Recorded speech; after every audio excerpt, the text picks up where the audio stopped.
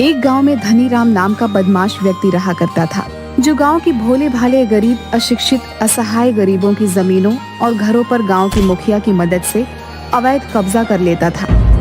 एक दिन की बात है, धनीराम गांव के व्यक्ति सुखिया के पास जाकर बोला, हाँ भाई, कैसा है रे सुखिया? ईश्वर की कृपा है धनीराम भैया, आप यहाँ कैसे पधारे? मुझे तुम्हारे जैसे भिखारियों के घर में आने का कोई शौक नहीं है, समझा? मैं तो बस तुझे ये याद दिलाने आया हूँ कि आज महीने की 20 तारीख है। 25 तारीख तक इस मकान को खाली कर देना। ये कैसी बातें कर रहे हैं आप? मैं भला अपने मकान को खाली क्यों करूंगा? अबे, ये घर तेरा कब से हो गया रे? ये घर तो सरकारी है और सरकार हमारी है, तो जाहिर सी बात है ये घर हमारा हुआ। ये गलत बात है धनीराम जमींदार, ये घर हमें सरकार ने बनवा कर दिए थे, आपको इसे छीनने का कोई अधिकार नहीं है। अरे और तो और, लोग तो दूसरे लोगों को कर्ज देकर उनसे भारी ब्याज वसूल कर उनका मकान छीन लिया करते हैं, लेकिन तुमने तो हद पार कर दी धनीराम जी। ना ही मैं तुमसे कोई कर्जा लिया और ना ही मेरे पर कोई ब्याज चढ़ी है, फिर मैं मकान क्यों खाली करूं? अच्छा, तो फिर अपने इस मकान के कागजात दिखा। सुखिया दौड़ता हुआ अपने मकान के कागज धनीराम के पास ले आया। देख लीजिए धनीराम जी, ये मकान मेरे ही नाम है, आप इसे मुझसे छीन नहीं सकते। सुखिया की बात सुनकर धनीराम ने अपनी जेब से दूसरे कागज निकालकर सुखिया को दिखाते हुए बोला, तो फिर ये कागज किसके नाम में है? ये तो मेरे नाम में है। सुखिया, तेरे इस घर को मैंने कुछ दिन पहले ही सरकार से खरीदा है। लेकिन सरकार मुझे बगैर बताए आपको ये घर कैसे बेच सकती है? अब ये जाकर सरकार से ही पूछ, मुझसे क्यों पूछ रहा है? मेरे पास इस मकान के खरीदने के कागज हैं और इस घर को कोर्ट से खाली करने के नोटिस भी हैं। मैं तो बस इसीलिए तेरे पास आया था कि तू गांव का है, मेरी बात समझ जाएगा। लेकिन अगर तू सीधी तरह से नहीं माना तो मैं तुझे धक्के देकर 25 तारीख को इस घर से बाहर निकाल दूंगा।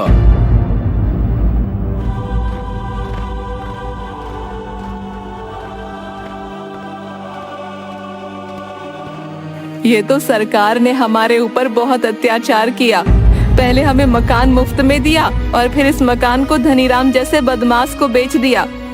नहीं शारदा, मुझे धनीराम की बात पर बिल्कुल भी भरोसा नहीं है। मैं अपनी समस्या का समाधान लेकर झुमरी के पास जाऊंगा, सिर्फ वही है जो इस गांव में शिक्षित है। इतना बोलकर सुखिया झुमरी के घर की ओर चल दिया। सुखिया झुमरी के घर के बाहर झुमरी को आवाजें लगाने लगा। झुमरी बिटिया, दरवाजा खोल, मैं बहुत मुसीबत में हूँ। दरवाजा झुमरी के पति बसंत ने खोला। क्या बात है सुखिया चाचा, आप रो क्यों रहे हैं? सब कुछ ठीक तो है?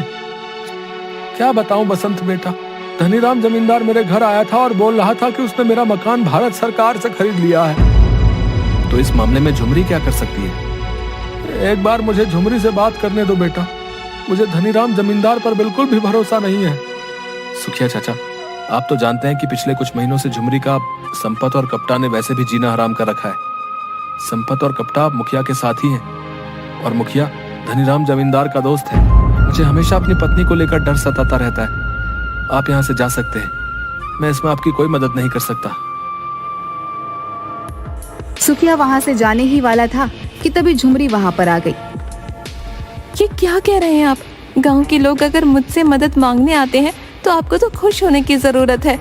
आप उनका दर्द बांटने की बजाय अपने घर से बाहर भाग रहे हैं, तो फिर आप में और उन दुष्टों में क्या ही फर्क रह गया? मुझे तुम्हारी चिंता सताई रहती है झुमरी, कि कहीं मुखिया तुम्हारे साथ कोई अनहोनी ना कर दे। चिंता मत कीजिए, मैं एक पढ़ी लिखी शिक्षित लड़की हूँ। शिक्षा सबसे बड़ा हथियार होता है। बसंत, मुखिया, धनीराम, संपत और कपटा मेरा कुछ नहीं बिगाड़ सकते। आप मेरे साथ चलिए सुखिया चाचा।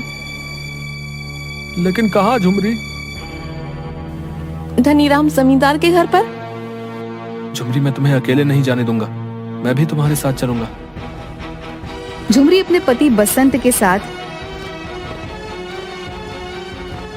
सुखिया को लेकर धनीराम जमींदार के घर पर पहुंच गई, जहां मुखिया संपत और कपटा के साथ पहले से ही बैठा हुआ चाय पी रहा था।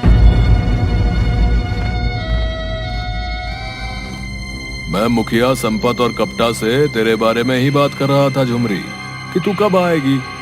और देख, तू यहाँ पर आ भी गई। मुझे पता था ये भिखारी जरूर तुझसे मदद मांगने गया होगा, मगर इस बेवकूफ को नहीं मालूम कि तू इसकी कोई मदद नहीं कर पाएगी। मैं यहाँ पर तुम्हारी बकवास सुनने नहीं आई हूँ धनीराम जमींदार, तुम मुझे वो कागज दिखाओ। कौन से कागज? वही कागज जो तुमने कुछ देर पहले सुखिया चाचा को दिखाए थे। मैं भी उन कागजों को देखना चाहती हूँ कि सरकार ने तुम्हें कब और कितने रुपये में सुखिया चाचा का घर बेचा है। झुमरी की बात सुनकर धनीराम थोड़ा सा घबरा गया। उसने अपनी जेब में से एक कागज निकालकर झुमरी को पकड़ा दिया। झुमरी एक शिक्षित लड़की थी जिसने कुछ सालों पहले LLB की परीक्षा पास की थी। ये फर्जी कागज है धनीराम जमींदार, तुम्हें शर्म नहीं आती इन भोले भाले अशिक्षित गरीबों पर अत्याचार करते हुए? क्या ये फर्जी कागज है? हाँ, ये फर्जी कागज है सुखिया चाचा। धनीराम ने आपसे झूठ बोला। क्या आपको नहीं पता कि जब भारत सरकार किसी गरीब को मुफ्त में घर बनवा कर देती है तो फिर वो कभी वापस नहीं मांगती और ना ही वो किसी को बेचती है। ये तो इस धनीराम जमींदार का मक्कारीपन है जो आप सबके अशिक्षित होने का फायदा उठाता है। तुम अपनी हद से ज्यादा आगे बढ़ रही हो झुमरी। धनीराम भैया सही कह रहे हैं झुमरी, तुम काफी वक्त से हमारा नुकसान कर रही हो। अगर तुमने हमारे मामलों में दखल देना बंद नहीं किया तो तुम्हारा अंजाम बहुत बुरा होगा। मैं तुम्हारी गीदड़ भभकी से डरने वाली नहीं हूँ। अगर तुमने मेरे खिलाफ या सुखिया चाचा के खिलाफ कुछ भी उल्टा सीधा करने की कोशिश की तो मैं डायरेक्ट इस राज्य के मुख्यमंत्री को पत्र लिखकर तुम दोनों की गतिविधियों के बारे में बता दूंगी। उसके बाद मैं नहीं, पुलिस तुमसे सवाल करेगी। मैं तुम्हारे इरादों के बारे में सब जानता हूँ झुमरी। तुम ये सब कुछ गांव का मुखिया बनने के लिए ही तो कर रही हो ना, ताकि लोग तुम्हारा गुणगान कर सके और मुझे हटाकर तुम्हें इस गांव का मुखिया बना सके। मुझे मुखिया बनने का कोई लालच नहीं है मुखिया जी, लेकिन अगर गांव वाले अपनी खुशी से मुझे मुखिया के पद के लिए चुनेंगे तो मैं उसे अस्वीकार नहीं करूंगी। आजकल महिलाएं भी पुरुषों के साथ कदम से कदम मिलाकर चल रही हैं। झुमरी वहां से चली गई। ये झुमरी का कुछ करना पड़ेगा मुखिया।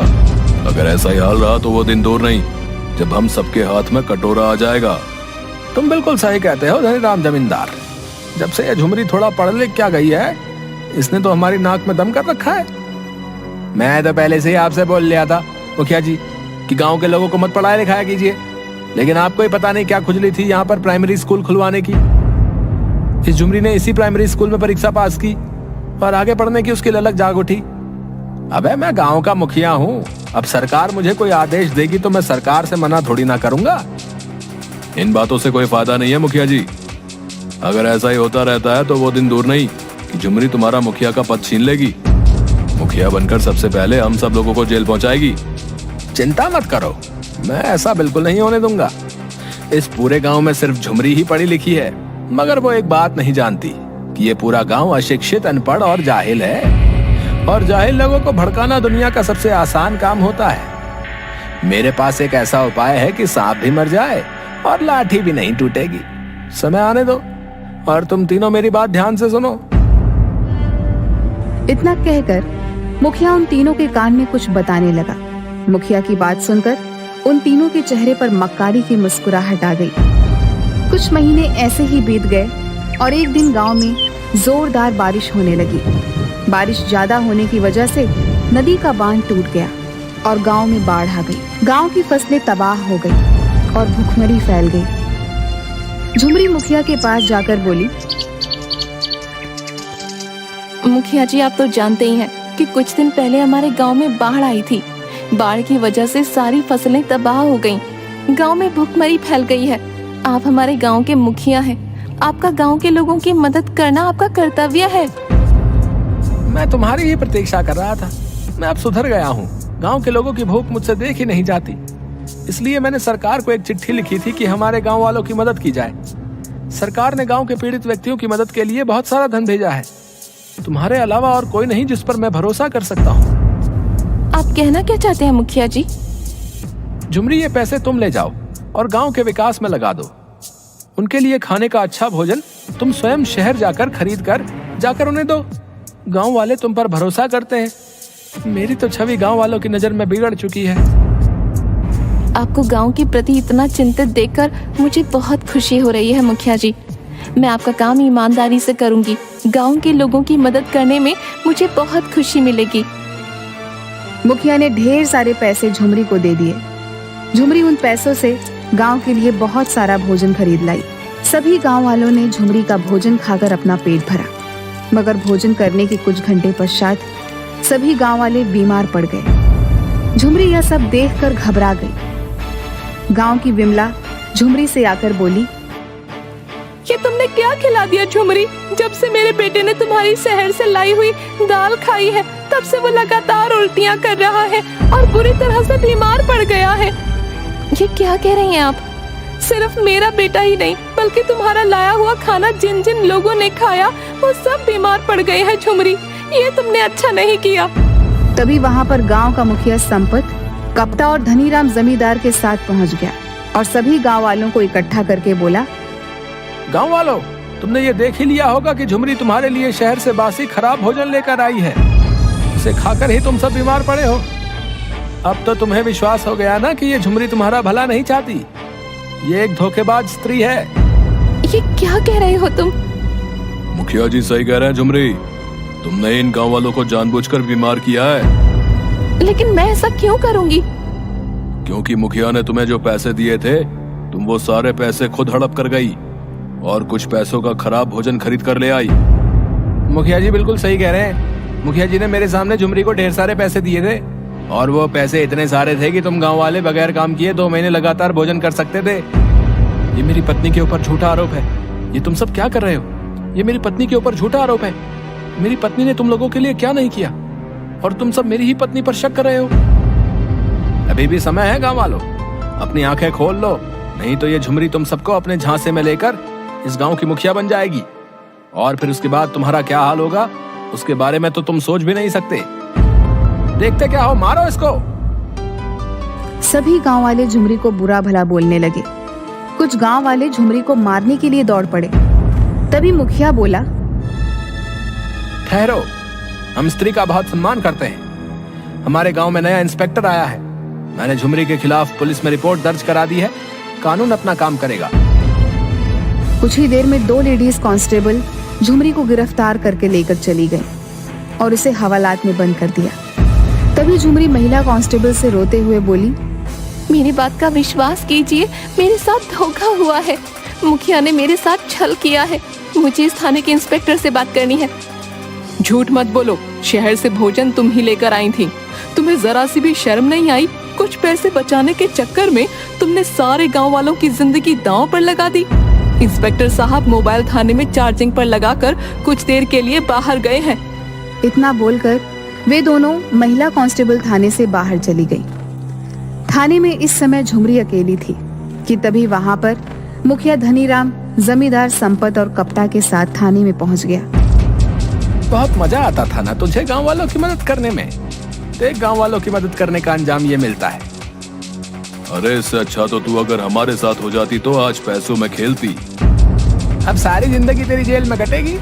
लेकिन मुखिया जी, ये झुमरी तो शहर से अच्छा भोजन खरीद कर लेकर आई थी। मेरी समझ में ये नहीं आता कि उस भोजन को खाने से गांव वाले बीमार कैसे पड़ गए। बेवकूफ कप्ता, अगर ये बात तुझे समझ में आ जाती तो तू आज गांव का मुखिया होता। राजनीति क्या होती है तुझे नहीं पता। दरअसल खाने में थोड़ा सा जहर मिलाया गया था, लेकिन सिर्फ इतना कि गांव वाले बीमार पड़ सके, वो मरे नहीं। और मैं जानता हूं कि वो जहर किसने मिलाया था। तभी वहां पर झुमरी का पति मुखिया के साथ खड़ा होकर मुस्कुराते हुए बोला, मैंने मिलाया था जहर। मुझे अपनी आंखों पर विश्वास नहीं हो रहा बसंत। तुम तो मेरे पति थे। मेरे पति होने के बावजूद तुमने मेरे साथ धोखा क्यों किया? क्योंकि गांव में हर कोई तेरा सम्मान करता था, मेरा नहीं। कुछ समय बाद तू गांव की मुखिया बन जाती और मेरी इज्जत घर में कुत्ते जैसी हो जाती। वो तो भला हो धनीराम जमींदार और मुखिया जी का, जिन्होंने समय रहते मेरी आंखें खोल दी। अब यहाँ पर ज्यादा बातें करना सही नहीं है। कानून को अपना काम करने दो और तुम्हें इसका इनाम मिलेगा बसंत। बस सब झुमरी का मजाक उड़ाते हुए वहां से चले गए। कुछ देर के बाद थाने का इंचार्ज इंस्पेक्टर अजय वहां पर आ गया। इंस्पेक्टर अजय झुमरी को हैरत से देखने लगा। झुमरी तुम? अजय, तुम इंस्पेक्टर बन गए? हाँ झुमरी, मैं इंस्पेक्टर बन गया। तुम्हारे ऊपर तो काफी गंभीर आरोप है झुमरी। मेरी बात का विश्वास करो अजय, तुम्हें लगता है कि मैं ऐसा घिनौना काम करूंगी? तुम तो मेरे साथ शहर में काफी साल पढ़े हो। मुझे तुम पर विश्वास है झुमरी, तुम ऐसा काम नहीं कर सकती। झुमरी सारी घटना इंस्पेक्टर अजय को बताने लगी।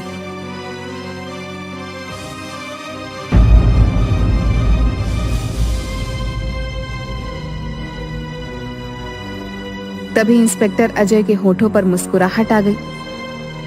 अगर तुम्हारी बात सही है झुमरी, तो अभी दूध का दूध और पानी का पानी हो जाएगा। इतना कहकर इंस्पेक्टर अजय ने चार्जिंग से अपना मोबाइल निकाल दिया और उनमें रिकॉर्डिंग को सुनने लगा। उस मोबाइल में कुछ देर पहले मुखिया, धनीराम, संपत, कप्ता और बसंत की सारी बात रिकॉर्ड हो चुकी थी। इंस्पेक्टर अजय ने झुमरी को तुरंत रिहा कर दिया। मेरी आदत है झुमरी, मैं थाने में जब भी अपना मोबाइल चार्जिंग पर लगा कर जाता हूँ तो हमेशा हिडन वॉइस रिकॉर्डर ऑन कर देता हूँ, ताकि मैं अपने पीछे थाने में पुलिस कर्मचारियों की कुछ बातचीत सुन सकूं कि कहीं वो किसी से रिश्वत तो नहीं ले रहे हैं। आज मेरी ये आदत कितनी काम आ गई, तुम निर्दोष साबित हो गई। इंस्पेक्टर अजय ने मुखिया, संपत, कप्ता, धनीराम और बसंत को गिरफ्तार करके जेल भेज दिया। बसंत झुमरी के सामने गिड़गिड़ाता रहा। मुझे माफ कर दो झुमरी, मैं तुम्हारा पति हूँ। अब मेरा और तुम्हारा कोई रिश्ता नहीं रहा। तलाक का नोटिस तुम्हें जेल में मिल जाएगा। अदालत ने सबको उम्र कैद की सजा दे दी और गांव वालों ने मुखिया की जगह झुमरी को गांव का मुखिया बना दिया। झुमरी आज भी गांव की मुखिया है और वह हर समय लोगों की मदद करती रहती है। हेलो दोस्तों, ऐसे ही अच्छी अच्छी स्टोरी देखने के लिए हमारे चैनल को सब्सक्राइब जरूर करें।